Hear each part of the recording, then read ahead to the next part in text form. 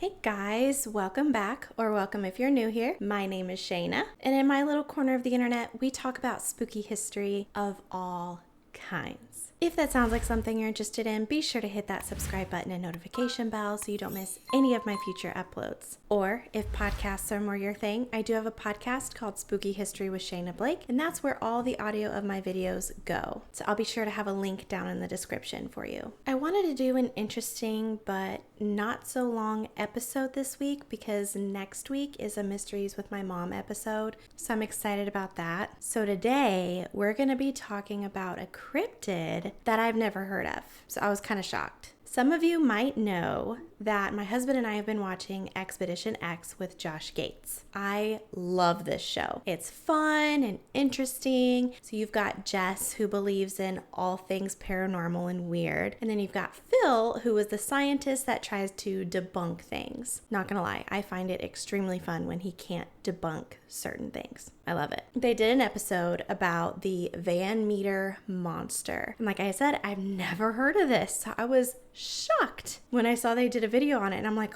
what in the world is this thing? So let's dive in. Now, the story takes place in a small town called Van Meter, Iowa. In 1903, this small rural Get on with it! In 1903, this small town that's like out in the middle of nowhere was terrorized by a giant winged creature for 5 nights throughout September and October. They would claim to see a half-human, half-animal creature with these enormous bat wings that would fly above the city. They described it as a 9-foot-tall creature that would jump from one rooftop to another rooftop at incredible speeds while releasing this horrendous memory erasing stench. I couldn't imagine a stench that literally made you lose your memory, but okay. Must have been horrible. Now, apparently, this thing had a bolt of light that protruded from its horn. Honestly, sounds like something out of an X-Men movie. Are mine. You want to bet?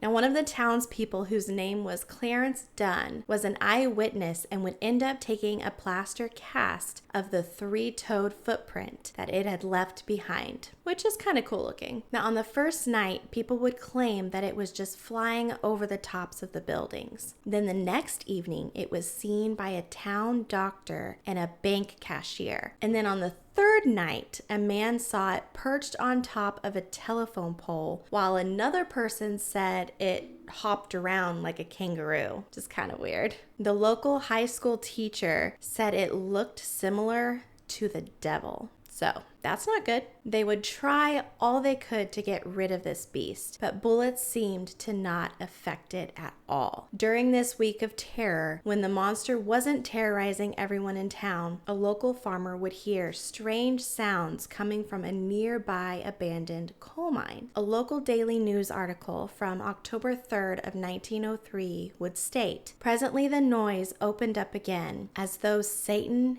and a regiment of imps were coming forth for battle." End quote. Reports would say that people would see 2 creatures coming out of that abandoned mine, leaving behind a stench that would leave everyone stunned. The next morning, the creatures would return and found a bunch of men that was gathered around the mine. They were holding weapons. And the report goes, I quote, "The reception they received would have sunk the Spanish fleet, but aside from unearthly noise and peculiar odor, they did not seem to mind it, but slowly descended to the shaft of the old mine." End quote. Now, once these monsters, they saw these men, flew over the men and went into the mine. And that's when the men decided they were going to get to work. They would seal the creatures inside the mine forever, or so they thought. But somehow, in some way, this didn't keep the creature out.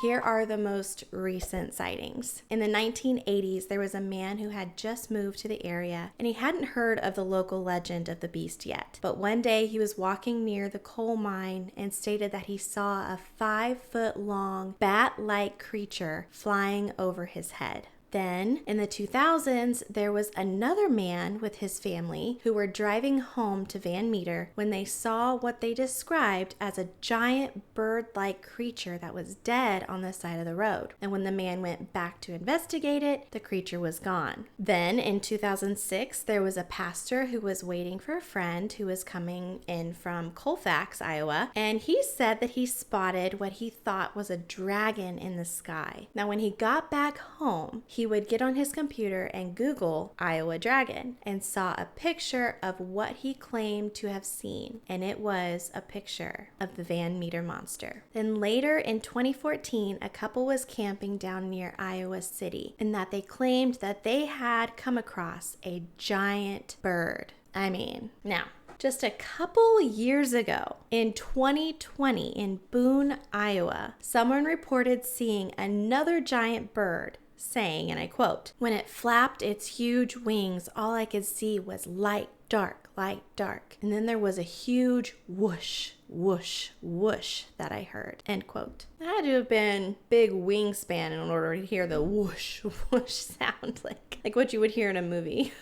Now, this legend is getting more and more popular, and people claim that it looks like a huge pterodactyl, but, also has a laser horn and smells terrible. And when I was watching Expedition X, they did start to uncover the old mine because it had been buried and grown over. But they never really showed what they found. Like, they found wood planks and stuff, so they're like, yeah, this has to be the mine. But they never really went in and investigate. I mean, I might have missed that part, but I don't remember them going in and investigating it. They just kind of skimmed over it saying, yeah, we found the mine, and then that was it. What they did say is that bats were pretty local in the area. And the week that they started seeing this huge creature back in 1903 was the same week that this town had put up street lanterns. So Phil and Jess speculated that what these people saw were shadows of bats in the light, and that's why bullets didn't penetrate it. But I will have to disagree. Now, the reason for this is because the people that actually saw this creature were well educated and very respected in the community. And I think they would have known what a shadow was. I mean, come on. Now, just because the lanterns were put there doesn't mean that was the first time anyone ever saw a shadow. Also, I'm sure they were aware of bats, and the bats in that area don't get very big. I mean, they saw this thing perched on homes, moving fast from place to place. Not to mention, it had a crazy laser on its horn. So there's that. But honestly, I found this story super interesting because it's something that the whole town had experienced and was terrorized. And honestly, it's still being seen. So pretty weird. But let me know if you've heard of this story or if you have any idea of what this creature could be that people are seeing, whether it's like some sort of misidentified animal or if it's a devil pterodactyl. That's going to be it for me today, guys. I hope you all enjoyed this video. Be sure to hit that like, subscribe, and notification bell because I upload every week. I hope you all have a very blessed day, and I'll see you guys later. Bye.